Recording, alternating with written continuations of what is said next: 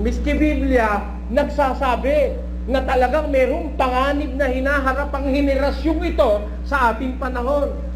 Ano yan? Sabi ni Kristo, nagsisilitaw ang mga bulaang propeta, ang mga bulaang Kristo, magpapakita ng mga dakilang tanda at kababalaghang, ano pat ililigaw, kung maaari, pati ng mga hirap. Kaya ngayon, yung mimila-milagro dyan, baka kayo matatangay sa reliyon. Maglilingkod ka sa Diyos dahil sa milagro. Maglilingkod ka sa Diyos dahil sa himala. Maglilingkod ka sa Diyos dahil gumaling ang karamdaman mo. Walang kwentang paglilingkod yan. Bakit? Ang batayan ng paglilingkod sa Diyos, hindi milagro. Hindi ang kung ano-anong mga ginagawa ngayon. Pakinggan nyo. Sa isang talata. Eto, sabi, ang mga Hudyo nga, nagsisihingi ng tanda. Ugali ng mga Hudyo yan eh. Humihingi ng tanda, yung milagro, tanda. At ang mga Grego ay nagsisihanap ng karunungan. Ayun, palibasa, yung Gresya nung araw, makarunungang bansa. Yung mga Grego naman, ang hihingi ng karunungan. Yun naman mga Hudyo, ang hihingi ng tanda. O ano ngayon ang pagbabatayin mo sa paglilingkod sa Diyos? Tuloy natin sa basa. Ang aking pananalita at ang aking panghikayat, ang pangangaral ay hindi sa mga salitang panghikayat ng karunungan. Hindi yung hinihingi ng Grego ang kanyang ginagawa. Sabi ni San Pablo, hindi ang aking pangangaral at ang aking pananalita, hindi sa salitang panghikayat ng karunungan, kundi sa patutuo ng Espiritu at ng kapangyarihan, upang ang inyong pananampalataya ay huwag masalig sa karunungan ng mga tao, kundi saan sasalig? Sa milagro ba? Upang ang inyong pananampalataya huwag masalig sa karunungan ng tao, kundi sa kapangyarihan ng Diyos. Yun ho, ang batayan ng pananampalataya kung maglilingkod ka sa Diyos. Ang pagbatayan mo, yung kapangyarihan ng Diyos. Alin ba yung kapangyarihan ng Diyos? Na siyang pagbabatayan ng pananampalataya. Dito sa Roma 1:16. Sapagkat hindi ko ikinahihiya ang Ebanghelyo, sapagkat siyang kapangyarihan ng Diyos sa ikaliligtas ng bawat sumasampalataya, unay sa Hudyo, gayon din sa Grego. Alin yung kapangyarihan ng Diyos na dapat pagbatayan ng pananampalataya? Yung Ebanghelyo, sabi ni Pablo, hindi ko ikinahihiya ang Ebanghelyo sapagkat siyang kapangyarihan ng Diyos. It is the power of God unto salvation of those that believe. Unay sa Hudyo, ikalawa, Griego. Kaya ang pagbabatayan mo ng pananampalataya mo, hindi yung milagro, hindi yung karunungan ng tao, yung aral ng Ebanghelyo. Maglilingkod ka sa Diyos dahil naliwanagan mo ang aral ng Ebanghelyo. Aral ang batayan. Tandaan nyo mga kapatid, sa ating samahan, ang batayan natin aral, hindi si Soriano. Hindi ang kahit na sino. Ang batayan ng ating pagsasapian, aral ng Biblia, aral ng Ebanghelyo. Yun ang ating matibay na pinangahawakan, kahit walang milagro. Pero may milagro rin. Hindi ba mga kapatid, ano? There are simple, isn't it a miracle? It's another miracle. Oh. Ano pa susunod? Thanks God for the miracle. Oh, la la la la la. Ha, marami namang milagro araw-araw eh. Yung nakaraos ka lang maghapon, milagro yun eh. Hindi ba? May mga simple miracles in our life. Hindi tayo nag-aangkin ng mga dakilang milagro ngayong panahong ito. Sapagkat yun ang tanda ng mga antikristo, yung milagro. Ang kanyang pagmimilagro, tutulungan ng demonyo. Ayan, may mga milagro ng antikristo, katulong ay demonyo. Sa atin, sinasabi ko mga kapatid na mga simpleng milagro, yung nakaraos ka maghapon. Ha? Nagkasakit kayo, wala kang pambili ng gamot, gumaling ka kahit walang gamot. Di ba? Yung nga kapatid na tali tinaningan doon sa ospital nilabas nila sis baby. Malaki na yung goiter Tinaningan. Pagkatapos na taningan sa ospital, yan ay siguro mga 1 linggo na lang. Matanda na, ayaw na operahan. 97 anyos na yata. Tinawag ako sa kapatid na Eli, ilang araw na lang daw itatagal ni kapatid na Tali, yung lola ni Sis Baby. Punta kami doon sa Salapungan. Pagdating doon, kapatid Tali, kamusta? Kapatid na Eli, malapit na ako. Malayo pa! Malapit na. Malayo pa. Halika kayo, manalangin tayo. Nanalangin kami. Laki-laki ng liig nun eh. Aba, pagkapanalangin namin, di umalis na kami. Pakinabukasan na wala yung malaki sa liig. Bumabaraw doon sa loob. 3 taon pang nabuhay. Kapatid na Tali, pagkatapos noon. O ano yun? Di ba milagro yun? Ha? Hindi ba milagro yun, mga kapatid? Napakarami. Hindi ko lang maisasaysay na lahat sa isang pagkakataon. Meron tayong kapatid. Nagtatrabaho dun sa Baguio. Oh. Ngayon, bumigat ang katawan niya. Hindi siya pumasok. May lilindol pala. Baksak yung building na pinagtatrabahuhan niya. Hindi siya nadaganan. Sumakit yung katawan niya eh. O, ganun din naman yung isa nating kapatid sa Cabanatuan. Na papasok siya sana, hindi siya pumasok. Wala naman daw siyang nararamdamang masama sa katawan niya. Basta tatamad siyang pumasok. Hindi siya pumasok. Bumagsak yung kolehiyo na nasa Cabanatuan. Napakaraing namatay sa kaeskwela niya. Siya hindi nadaganan. Bakit? Hindi siya pumasok eh. Hindi ba milagro yun? Napakarami niyan. Sa Pinatubo, nung pagsabog ng Pinatubo, may mga kapatid tayo sa Porac, may mga kapatid tayo sa Angeles City, may mga kapatid tayo doon sa mga paligid-ligid doon. Doon sa may Pulong Santol, kung saan-saan yun. Awa ng Diyos. Walang nasirang kapatid kahit isa ron. Nung bumaha ng lahar, wala rin kahit isang kapatid. Di ba yung milagro ng Diyos? Yung kapatid sa Gasa, yung kanilang bahay, nando sa daan ng lahar. Mayroong pagkalaki-laking batong bumara sa ilog. Umiwas yung lahar. Yung mga kapatid natin sa tabing ilog dun sa may Santa Rita, hindi sila natabunan ng lahar. Yung mga nandun sa San Juan, na malayo sa ilog, yun ang napagtabunan ng lahar. Yung kapatid natin, hindi. Meron bumarang pagkalaki-laking bato dun sa ilog, nagpabago sa daan ng lahar. Hindi ba yun mga milagro? Simple but believable miracles. Itong mga miracles dito mga to, unbelievable. Biro mo yung sabog na ulo sabog na utak unti-unti naglakad yung mga utak na pira-pira pumasok uli sa buho. At pagkatapos nanalangin si Ibadi, nabuhay uli. At meron pang isang milagro, katakataka Sinabi nila, na-tape ko. Ang sabi, yun daw isa nilang miyembro, nasa langit na. Namatay nasa langit na. Ngayon, sabi raw ng Diyos, anak, kailangan bumaba ka pa uli. Hindi pa panahon na ikaw ay mapunta rito. Kailangan bumaba ka at patutuhanan mo ang Jesus miracle. Ministry! Kaya raw mula sa langit, pinababa uli siya ng Diyos at nagpapatutuo. Sabi ko, malas namang miyembro mo. Biro mo'y nasa langit ka na, pinababa ka pa uli. Alam niyo raw kung bakit pinababa? Kasi raw nanalangin yung kanilang beloved evangelist. Nung dinggin daw ng Diyos yung panalangin, sabi raw ng Diyos, bumaba ka uli anak at kailangan ka pang magpatotoo. Sabi ko, wala namang awa yung evangelist na yun. Biro mo'y nasa langit na yung miyembro na nalangin na pinababa tuloy uli. Ako ba pag nasa langit na papalit pa akong bumaba uli, ayoko lang.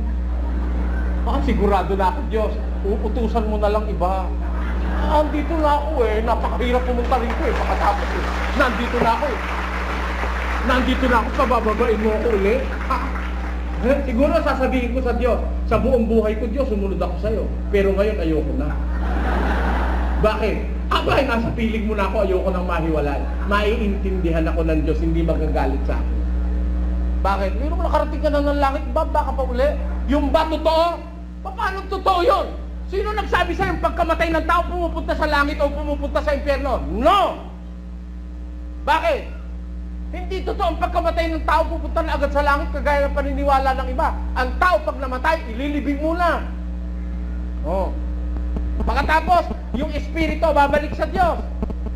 Aba, yung iba yung pupunta na raw sa purgatorio, pupunta na sa langit, pupunta na kung saan-saan destino, mayroon pang limbo. Sa inyo na pagbabasa sa Biblia yan, mga tinamaan kayo.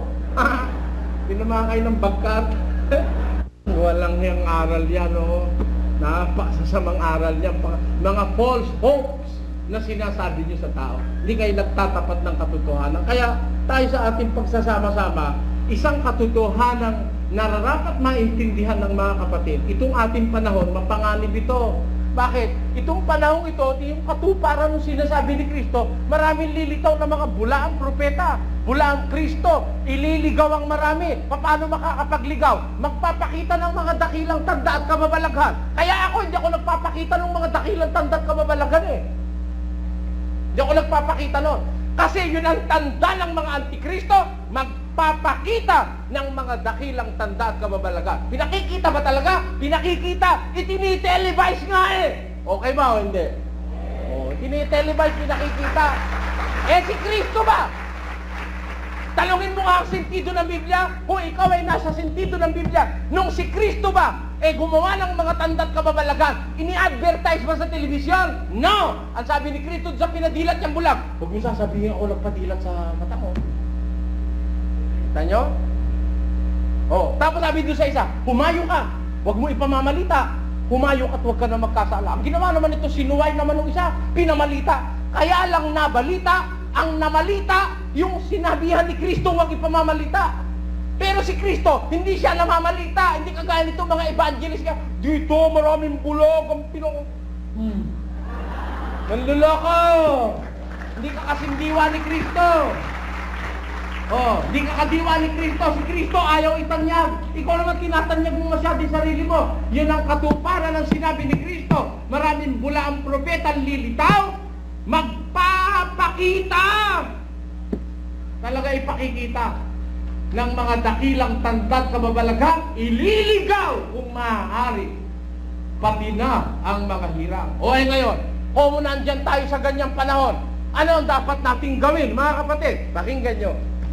Sa isang talata, sa 4:1 ni Juan, ganito ating mababasa sa unang Juan. Mga minamahal, huwag kayong magsipaniwala sa bawat espiritu, kundi inyong subukin ng mga espiritu kung sila'y sa Diyos, sapagkat maraming nagsilitaw na mga bulaang propeta sa sanlibutan. Ano po ang sabi ng unang Juan 4:1? Mga minamahalang wika, huwag kayong maniniwala sa bawat espiritu. Kaya-rai nagkalat na espiritu dyan. Napakaraming espiritong nakakalat dyan. Ano ang gagawin natin, mga kapatid? Huwag kayong magsipaniwala sa bawat espiritu. First, bear in mind not to be a believer of every spirit. You ought to believe. You ought to be a believer, but not to believe in every spirit. Pero anong gagawin mo? In order not to believe in every spirit, test the spirit. Put them into test. Subukin ninyo ang mga espiritu kung sila'y sa Diyos. Sapagkat maraming nagsilitaw na mga bulaang propeta sa sanlibutan. Hindi pala naman tayo mawawala ng pag-asa eh. Meron palang sa Diyos eh. Meron. Kaya lang, yung sa Diyos, napapagitnaan ng napakaraming mga bulaang propeta at mga bulaang Kristo, mga espiritong hindi sa Diyos. Kaya huwag kayong maniniwala, subukin ninyo. Kaya ano sabi ko sa mga kapatid dito, makinig kayo, mga kapatid. Oh. Ako ba natatakot sabihin yan? Sabi ng Biblia yan eh. Huwag kayong magsipaniwala sa bawat espiritu. Subukin ninyo ang mga espiritu. Paano mo masusubok kung di mo makikinggan? Di ba? O ngayon, pag nakarinig kayo ng pastor at nangangaral, sasabihin, huwag kayong makikinig kay Soriano. Madedimong pusis kayo. Ha? Kabado yun. Walang tiwala sa kanyang Diyos yun. Walang tiwala yun sa aral niya. Bakit? Natatakot siyang pag nakinig kay Soriano, makumberte ni Soriano. Ako, natatakot ba ako kahit makinig kayo sa kanilang lahat, makukumberte kayo? Ito ang pananalig ko, mga kapatid. Pakinggan nyo sa 127:1 ng awit. Malibang itayo ng Panginoon ng bahay, walang kabuluhang nagsisigawa ang nagtatayo. Malibang ingatan ng Panginoon ng bayan, walang kabuluhang gumigising ang bantay. Ang bayang ito, binabantayan at iniingatan ng Diyos. Kahit kanino kayo makinig, hindi kayo makukuha sa ilalim ng pagbabantay ng Diyos.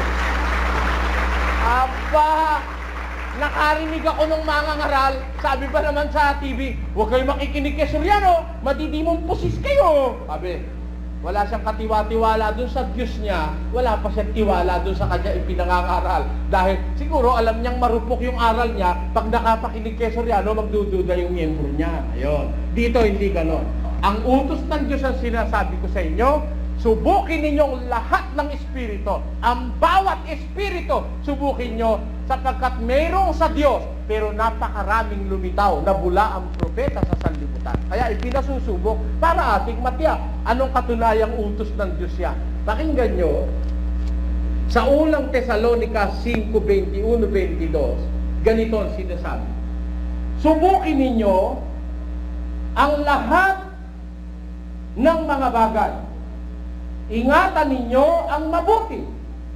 Layuan ninyo ang bawat anyo ng masama.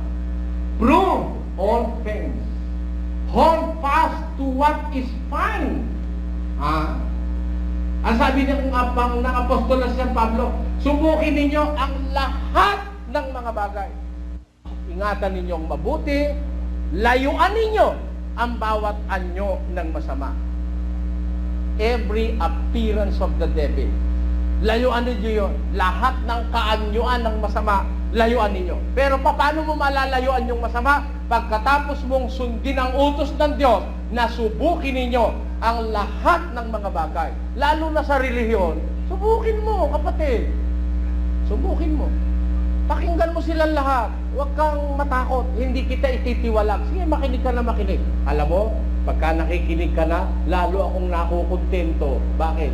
Kasi, pag narinig mo silang lahat, lalo kang magtitibay sa ating samahan. Bakit? Hindi naman mag-uutos ang Diyos ng makakasama sa Kristiyano eh. Is there any commandment that will cause you harm? Especially so when speaking of your salvation? Meron ba? Pagka-utos ng Diyos, it will not cause you harm. It will not do you any harm. Sabi ng Diyos, subukin nyo lahat ng bagay.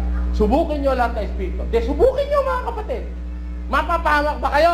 Hindi! Nagtitiwala ako ng buong puso. Hindi. Sapagkat walang utos ng Diyos na magpapasama sa isang Kristiyano. Okay ba? Kaya subukin nyo.